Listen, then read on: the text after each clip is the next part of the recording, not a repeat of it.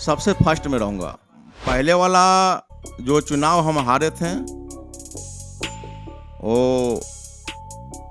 उसको देखते हुए हम सारा अपना तैयारी कर रहे हैं और जनता के बीच में घूम-घूम के हम और ऐसे पूरे सौंदहमरा नगर का जो इलाका है, हमने एमएलसी का फंड या किसी ठेकेदार के माध्यम से पीएससीसी का काम करवाया। नया चेक पुल जो सरधा मार्केट है, हमारे परिवार का है, वो सरधा मार्केट से लेके वो पश्चिमी माधव साहब के घर तक पीसीसी करीब लंबाई 1100 फीट है, मैंने करवाया। नेशन टीवी इस वक्त आई हुई है पटना के संपतचक नगर परिषद में और संपतचक नगर परिषद का वार्ड संख्या 4 हाई प्रोफाइल माना जा रहा है।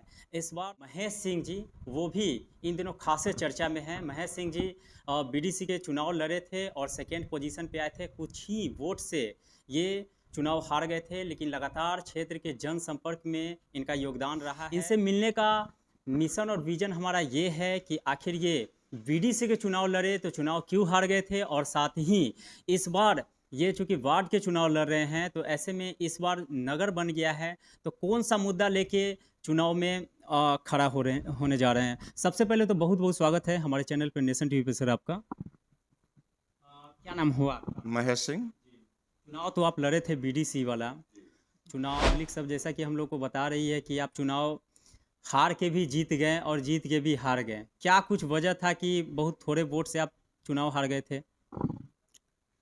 कारण था कि मैं शुरू चुनाव लड़ा और कुछ अपना ही लोग के कारण मैं कुछ वोट से पिछड़ गए थे। अच्छा, ये प्रत्याशी तो बहुत सारे हैं, लेकिन एक बार फिर से आमना सामना मौजूदा जो चुनाव था उस वक्त पंचायत चुनाव, फिर वार्ड वाला चुनाव में भी वही हो रहा है। आप ही के आमने सामने प्रतिद्वंदी मुकाबला आपकी दो में फिर से बताया जा रहा है। क्या कहेंगे? क्या वाकई में है ऐसा? ऐसा कुछ नहीं है। मेरा कोई मुकाबला नहीं है। सीधे आम पब्लिक वार्ड नंबर 4 के जितने भी जो हैं मतदाता भाइयों, मतदाता बहनों, सबका सीधे यही है, कहना है कि इस बार सीधे परिवर्तन करना है। और पिछले बार जो मैंने चुनाव लड़ा था उस समय से पब्लिक का बहुत विश्वास हो चुका है और सभी पब्लिक के बीच में हर समाज के वर्ग में हम लोग दुख हो सुख हो कदम में कदम मिला के चलते हैं। पंचायत से नगर बन गया तो बहुत बड़ा तब्दीली हुआ है। सरकार के प्रति क्या कुछ प्रतिक्रिया रहेगी? सबसे पहले तो चूंकि नगर परिषद 4 पंचायत को मर्ज करके बना है संपतचक, क्या कहेंगे? इसमें सबसे पहली बात यह कहना है मेरा कि अभी तो सीट क्लियर नहीं हुआ है, सिर्फ अभी वार्ड क्लियर हुआ है, सीट क्लियर नहीं हुआ है। सीट क्लियर होगा उसके बाद और ज़्यादा उम्मीद है कि नया नगर परिषद बना है तो सरकार का नज़र हमारा समझ से यही रहेगा कि सीट जनरल रहना चाहिए। अच्छा, बाय द वे अगर सीट जनरल नहीं होता है तो क्या आप अध्यक्ष पद के लिए चुनाव लड़ेंगे? नहीं, हम वार्डे वाला चुनाव लड़ेंगे। पंचायत चुनाव आप लड़े, अब नगर का चुनाव लड़ने जा रहे हैं, कितना बड़ा परिवर्तन देखने को मिलेगा?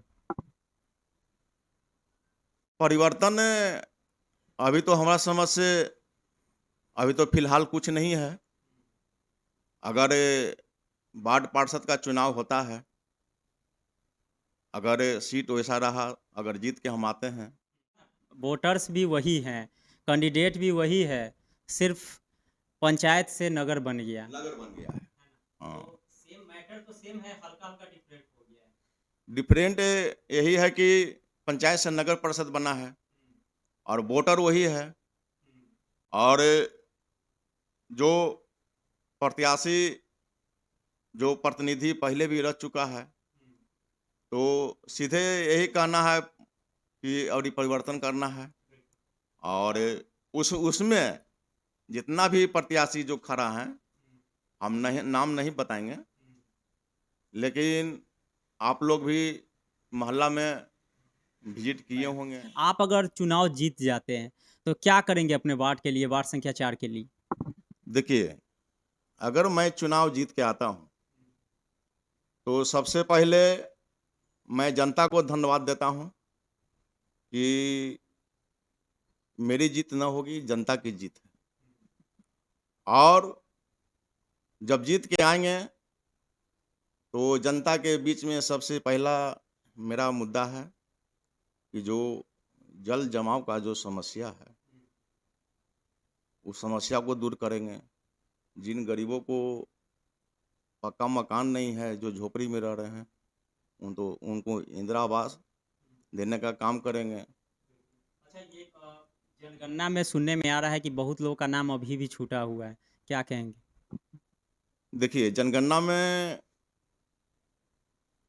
जो 2011 के जो जनगणना हुआ था, जो व्यक्ति उस समय थे, उस सभी का नाम जोड़ा गया था। उसके बाद जितने भी लोग बसे हैं, कुछ चढ़ा है, कुछ बाकी है। चुनाव जिस तरीके से हारे तो कुछ मन में भय भी होगा कि फिर कहीं इस बार ऑब्जेक्शन हो जाए। नहीं, नहीं, ऐसा कोई नहीं है, रिजल्ट क्लियर है।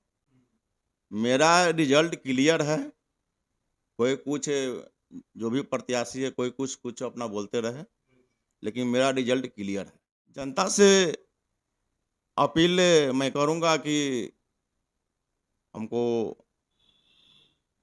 मौका दीजिए और मैं जीत के आऊँगा, और मैं जितने जो सारी वादा करूँगा आपके जनता मतदाता भाइयों के बीच में, सरकार के माध्यम से जो भी योजना आता है, उस योजना के तहत मैं जनता के बीच में काम करूँगा। बरसात के मौसम में पानी से तब्दील रहता है, पानी का निकास नहीं है। और कुछ दिन पहले, 4 दिन पहले, कुछ यहाँ के प्रत्याशी मुंह पर जाके नाला साफ कराता था, और मेन जो मुख्य जो बादशाही पाइन है, जो पूरा नया चक का पूरा मोहल्ला का जो मुख्य नाल पाइन जो है, बिहार सरकार का पाइन जो है, वहाँ मुंह पर पाइप जो था वो जाम था।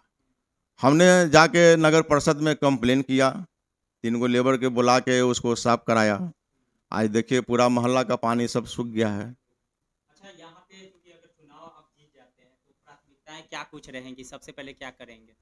सबसे पहले तो मैंने हर गली मोहल्ले में पहले नाला का निर्माण करूंगा। दूसरा में जो गरीब तत्व के है, उनका इंदिरा आवास के द्वारा मकान निर्माण कराया जाएगा। और जो बुजुर्ग लोग हैं, उनको वृद्धा पेंशन दिया जाएगा।